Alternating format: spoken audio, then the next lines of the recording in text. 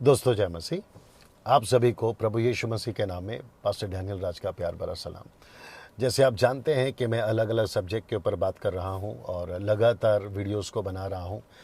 और अभी आपने ऊपर देखा होगा दशमांश किसको देना है, दशमांश किसको देना है, दशमांश किसको देना है, उसके ऊपर ये जो वीडियो है मैंने अभी बात करने के लिए तय किया और मैं अभी आपसे बात करूंगा। लेकिन उसके पहले अगर आप मेरे चैनल पे पहली बार आए हैं, मुझे आप पहली बार सुन रहे हैं और आपने मुझे सब्सक्राइब नहीं किया है, तो मैं रिक्वेस्ट करता हूं कि मेरे चैनल को सब्सक्राइब करें, लाल बेल दबा दें, ताकि मेरे जो मैसेज आते हैं, क्षमा करें, वो आप तक पहुंच सके और आपको मिल सके। और साथ ही साथ मैं ये भी बता दूं कि डैनियल राज यूट्यूब से पैसे नहीं कमाता, ये बिल्कुल मुफ्त है। और उसका प्रमाण ये है कि मेरे ऐड जब चैनल को ओपन करोगे, वीडियो को ओपन करोगे, आपको किसी प्रकार का एडवर्टाइजमेंट नहीं मिलेगा। चलिए बात को आगे शुरू करते हैं कि दशमांश किसको देना चाहिए, दशमांश किसको देना चाहिए या कहाँ देना चाहिए, कैसे देना चाहिए, XYZ, उसके ऊपर मैं जल्दी से आ रहा हूँ। और मेरा वीडियो आजकल मैं शॉर्ट रख रहा हूँ, इसलिए आखिर तक देखिएगा।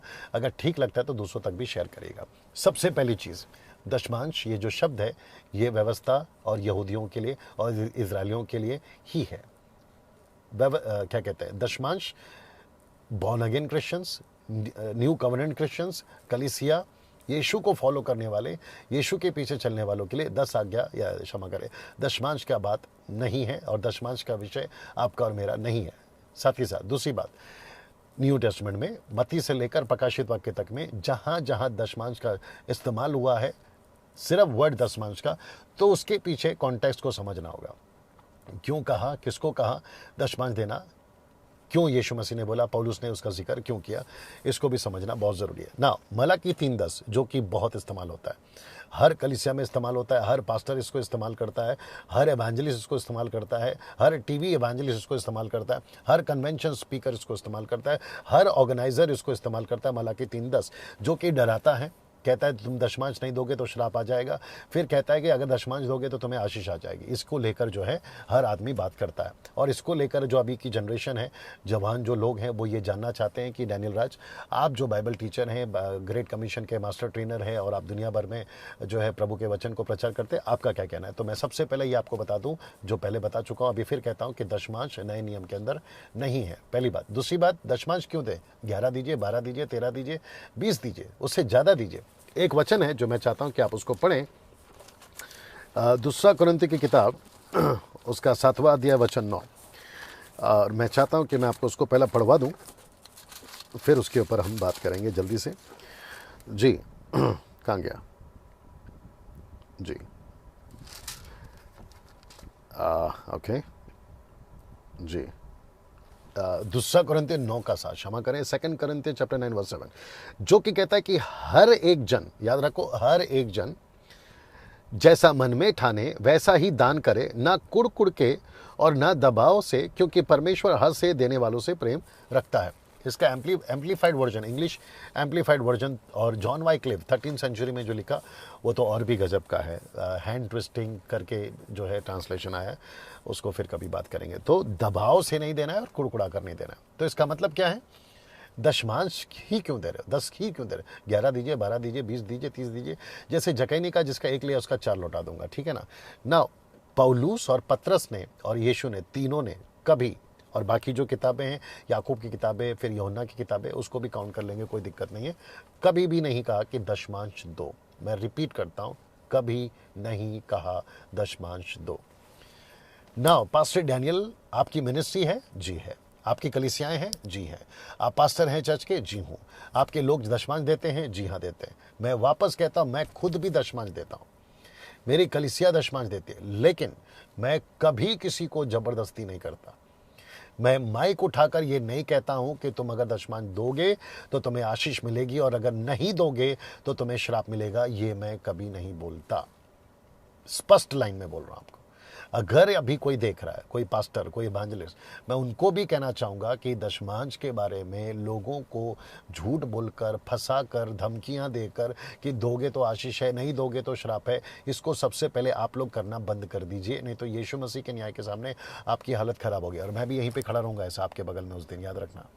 फिर मैं आपको आंख दिखाऊंगा कि मैंने मना किया था यूट्यूब के माध्यम से, लेकिन तुम नहीं सुधरे, ठीक है ना। आइए अगला बात को आगे बढ़ाते हैं। दशमांश जो है आपको देना चाहिए, नए नियम में नहीं है।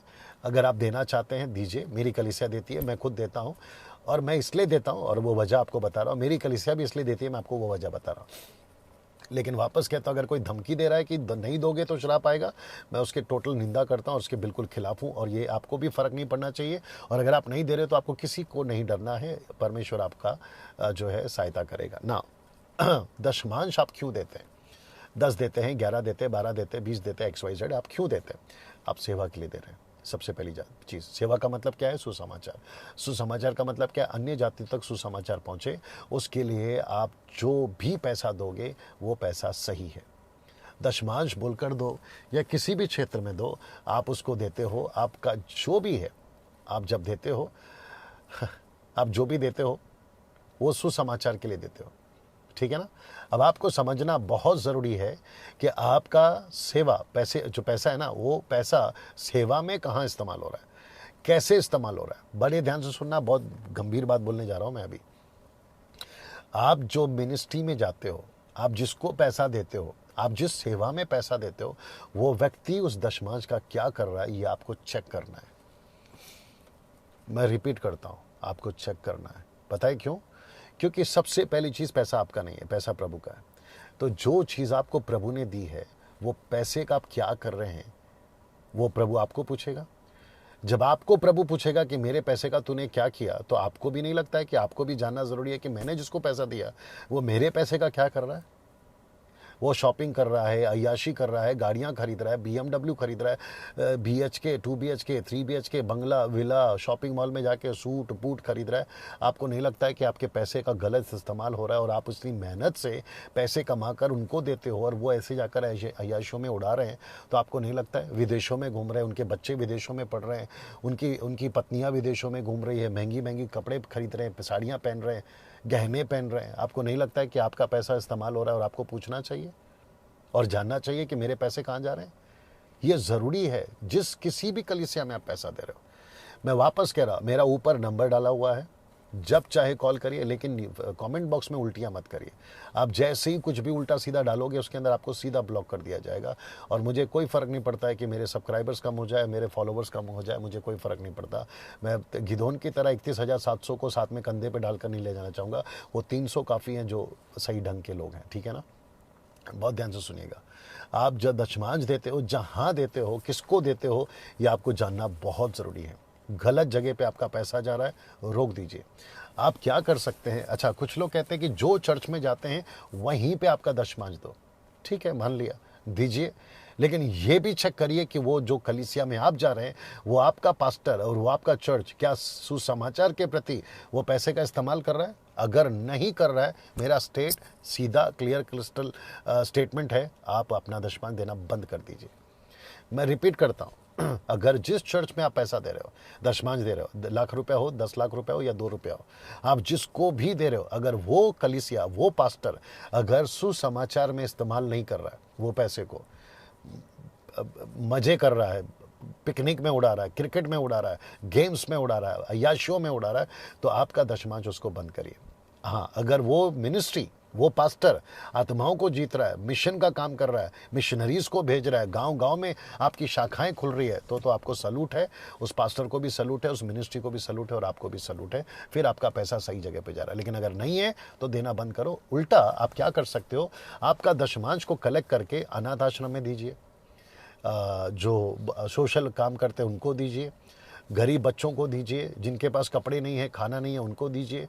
और कितनी मिनिस्ट्री है जो गांव के अंदर है। अभी जैसे मैं कई गांव में घूम रहा हूँ, नाम नहीं लूँगा, कई जगहों पर कई चीज़ें नहीं है ना, साउंड नहीं है, कुर्सियाँ नहीं है, फ़ैन नहीं है, दरवाज़ा नहीं है, क्या कहते हैं, ऊपर छत नहीं है। आई मीन घर, कलीसिया जो है वो पतरे का है, लकड़ी का है, घास भूसे का है, तो उनके पास में कंक्रीट घर नहीं है, कलीसिया नहीं है, तो आप वहाँ पैसा दीजिए। क्योंकि जैसे शहर की कलीसिया प्रभु की है, वैसे गांव की कलीसिया भी प्रभु की है। तो आप वो ध्यान में रखे हुए प्रार्थना पूर्वक अपना दशमांश जो है वहाँ पर भेज सकते हैं। और ऐसा करने से ये पाप नहीं है। मैं रिपीट करता हूँ, ऐसा करने से ये पाप नहीं है, और आप गलत काम नहीं कर रहे हैं, क्योंकि आप परमेश्वर के। इसलिए यीशु मसीह ने क्या कहा? यूनिवर्सल चर्च, पतरस मैं तुझ पर अपनी कलीसिया बनाऊंगा, मत्ती की किताब उसका 16 का 18। ये यीशु मसीह का कलीसिया, यूनिवर्सल कलीसिया। हम किसी पंथ में नहीं है, हम किसी डिनोमिनेशन, रिस्पेक्ट हम सबकी करते हैं, लेकिन सब कलीसिया कलीसिया यूनिवर्सल कलीसिया। इसलिए तो लिखा है ना प्रेरितों की किताब उसका 4 अध्याय में अगर आप पढ़ोगे आखिरी के वचनों को, वहाँ लिखा है कि कोई भी दरिंदर नहीं था, कोई भी गरीब नहीं था। क्यों? कलीसिया में पैसा इकट्ठा होता था और कलीसिया जिसकी ज़रूरत होती थी उसको बांट दिया करते थे। और यीशु ने भी यही कहा, जब मैं जेल में था तुम मुझे मिलने आए, जब मैं हॉस्पिटल में था बीमार था मिलने आए, मैं भूखा था खाना खिलाया, मैं प्यासा था पानी पिलाया। ये बात बोली कि नहीं बोली? तो आपको ये भी ध्यान रखना है, ठीक है ना। मैं यहाँ पे वीडियो समाप्त कर रहा हूँ। आपका दशमांश कहाँ देना है मैंने बता दिया। अगर आप जहाँ दे रहे हैं क्या वो ठीक है, चेक करना है। आपको जांचना है कि वो पैसा आपका कहाँ सही जगह पे जा रहा है कि नहीं जा रहा है। और मैं साथ ही साथ उन सभी पास्टरों को, आप मेरे से बड़े हो सकते हैं, आप मेरे से छोटे हो सकते हैं, उससे कोई फ़र्क नहीं पड़ता, लेकिन क्योंकि मैं वचन से बात कर रहा हूँ और वचन सबसे बड़ा है, प्रभु सबसे बड़ा है। मैं केवल उसकी सड़क में खड़ा आवाज़ हूँ, मैं जंगल में उस खड़ा आवाज़ हूँ, मैं खोजा की तरह रथ के पीछे दौड़ने वाला आवाज़ हूँ, मैं यीशु मसीह की वचन की आवाज़ हूँ। मैं जैसे हमेशा वीडियो में बोलता हूँ, उसके वसीले से सुन लीजिएगा। अगर आप गलत तरीके से पैसा कमा रहे हो, याद रखो परमेश्वर का न्याय, परमेश्वर का क्रोध आपके ऊपर आने पर है। परमेश्वर अपनी कलीसिया को नहीं छोड़ेगा। परमेश्वर अपने लोगों को अगर आप लूटोगे, परमेश्वर नहीं छोड़ेगा। याद रखो परमेश्वर जलन रखने वाला परमेश्वर है। वो अनुग्रहकारी है तो वो जलन रखने वाला परमेश्वर भी है। वो प्यार करता है तो वो सज़ा भी देता है, ये भी याद रखो। तो परमेश्वर के लोगों को लूटना बंद करिए, यीशु मसीह के नाम पे बिजनेस करना बंद करिए, स्वाइप मशीन लेकर कॉन्फ्रेंस में घूमना बंद करिए और अपने अकाउंट नंबर को चैनलों पर, यूट्यूब पर, फेसबुक पर डालना बंद करिए और भोली भाली पब्लिक को उल्लू बनाना अनॉइंटिंग के नाम पे, परमेश्वर के ब्लेसिंग के नाम पे ये करना बंद करिए। किडनियां फेल हो रही है आजकल हम देख रहे हैं, हार्ट अटैक आकर लोग मर रहे हैं आज हम देख रहे हैं, एक्सीडेंट में लोग आज मर रहे हैं। इसका डर, अनन्या सफीरा की मौत यूं ही नहीं हुई है और वो भी पैसे के मामले में। याद रखो अनन्या सफीरा की मौत इसलिए हुई है ताकि कलीसिया में डर आए, और वहाँ लिखा है कि कलीसिया में डर आया और सबको डर आया। ये बात आपको समझना बहुत ज़रूरी है ठीक है ना। जितने भी मेरे सब्सक्राइबर्स हैं और जो अभी मुझे फ्रेशली सुन रहे हैं, मैं आपको भी कहना चाहता हूँ, सही जगह पे दशमान दीजिए, जो सही काम कर रहा है वहाँ पर दशमान दीजिए, और आगे आपकी मर्जी, आप जाने, आपका प्रभु जाने। परमेश्वर आपको आशीष दे। अगले सब्जेक्ट के साथ फिर मुलाकात होगी।